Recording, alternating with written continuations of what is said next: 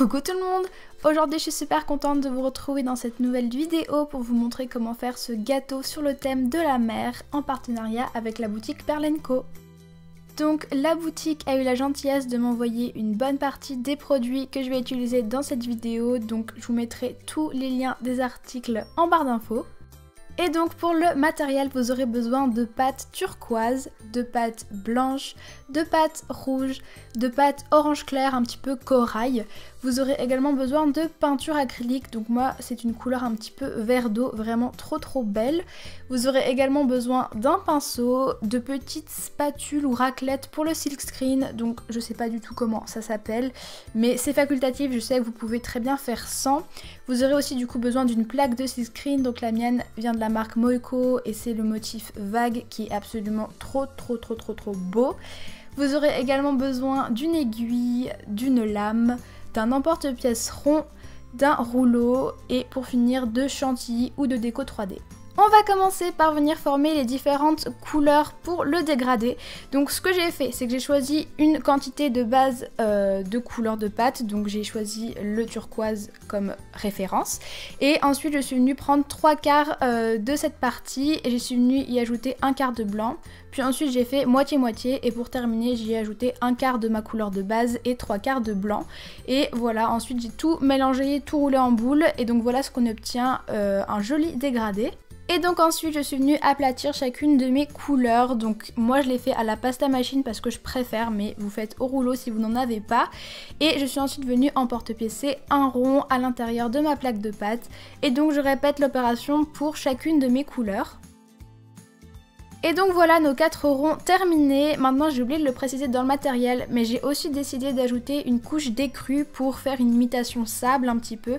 Donc ce que j'ai fait, c'est que j'ai pris de la pâte écrue, je suis venue l'aplatir un petit peu plus finement que les autres et je suis également venue emporte-piécer ma pâte. Et donc voilà, une fois que j'ai toutes mes couleurs et toutes mes couches, je suis venue les empiler, donc en commençant par la couche d'écru et ensuite j'y suis allée dans le sens du dégradé du plus foncé au plus clair. Et donc voilà ce que cela donne. Maintenant, pour bien souder toutes les couches ensemble, je suis venue rouler mon gâteau sur la tranche et comme vous allez le voir, en fait ça rend vraiment le bord du gâteau plus lisse et donc c'est plus facile après d'appliquer la pâte et vous ne risquez pas d'avoir de bulles d'air.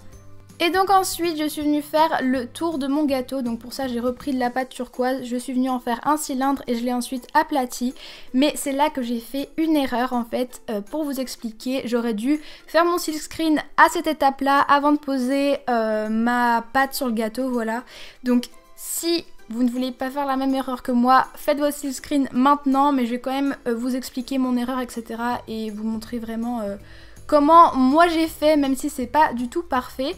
Donc enfin bref, je viens appliquer mon contour de gâteau sur mon gâteau tout simplement. Et donc je viens m'aider d'un petit outil en silicone pour lisser les démarcations. Et pour être sûr que ce soit bien lisse, je suis également venue rouler mon gâteau sur la tranche. Et donc voilà ce que cela donne. Maintenant on va venir mettre notre gâteau au réfrigérateur pendant 10 minutes à peu près pour durcir le tout et que ce soit plus facile de couper les parts par la suite. Et une fois les 10 minutes passées, je suis venue couper mon gâteau en 8, mais vous faites comme vous voulez.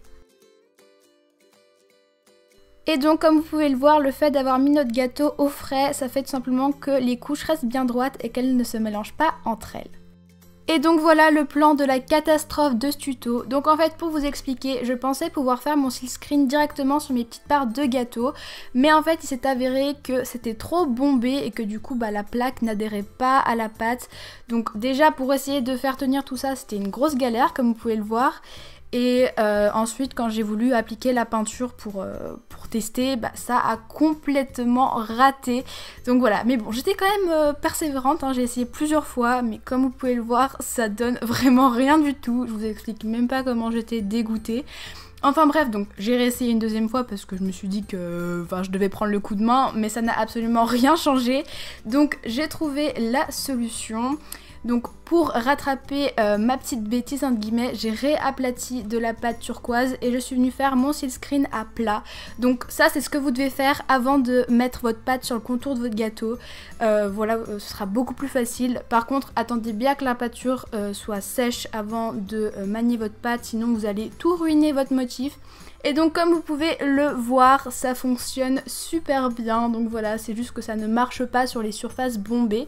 Et donc ensuite je suis venue découper ma bande à la taille de mes parts de gâteau et je suis venue les placer par-dessus la première couche que j'avais déjà faite.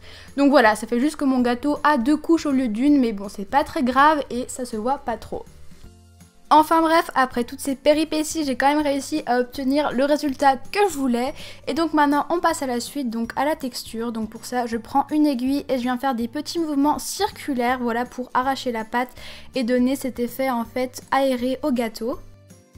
Et voilà le résultat quand votre gâteau est tout texturé. Et maintenant on va faire les décorations qui vont venir sur nos parts après la cuisson.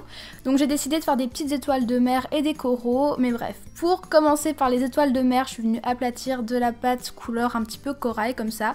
Et je suis venue détailler à l'intérieur une étoile avec mon scalpel. Et après je suis venue un petit peu la retoucher, voilà, pour qu'elle soit un petit peu plus petite parce que je la trouvais un peu trop grande. Et voilà, enfin je réajuste la forme, etc. parce que faire une étoile à la main c'est toujours très compliqué, mais bref à la fin on y arrive toujours. Et je suis ensuite venue texturer mon étoile en faisant des petits points, voilà, sur les 5 branches. Et voilà ce que ça donne, notre petite étoile de mer est terminée. Et donc j'ai refait cette étoile 8 fois vu que j'avais 8 parts de gâteau. Maintenant pour faire les coraux, je vais venir prendre de la pâte rouge et je vais venir la rouler en un très fin boudin. Donc ce que j'ai fait pour que ce soit plus facile, c'est qu'au fur et à mesure je l'ai coupé pour que ce soit plus facile de le rouler et de le travailler.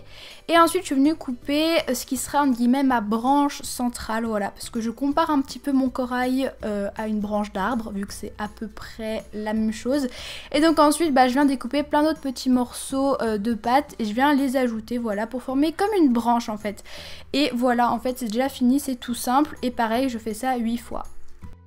Et donc voilà le résultat quand tous nos petits éléments sont faits. Donc maintenant on passe à la cuisson, 30 minutes à 110 degrés. Et donc voilà ce que ça donne une fois que tout est cuit. On va pouvoir passer à la chantilly. Donc moi j'utilise de la déco 3D, mais n'importe quelle chantilly fera très bien l'affaire.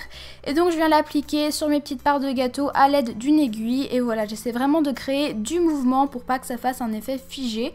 Et ensuite je viens y ajouter mes petits éléments, donc mon étoile de mer et ma petite branche de corail. Et donc voilà ce que cela donne, donc vous pouvez laisser le tout comme ça ou alors comme moi ajouter quelques paillettes, voilà je trouvais ça joli. Et maintenant il ne vous reste plus qu'à attendre que cela sèche et le tuto est déjà terminé. Et donc voilà, c'est la fin de cette vidéo, j'espère vraiment qu'elle vous aura plu. Je remercie encore beaucoup la boutique Perlen Co pour m'avoir apporté tout le matériel dont j'avais besoin. Et donc si vous reproduisez cette création, n'hésitez pas à mettre le hashtag Zobserve sur Instagram. Et sur ce, moi je vous fais plein de gros bisous et je vous dis à la prochaine. Bye!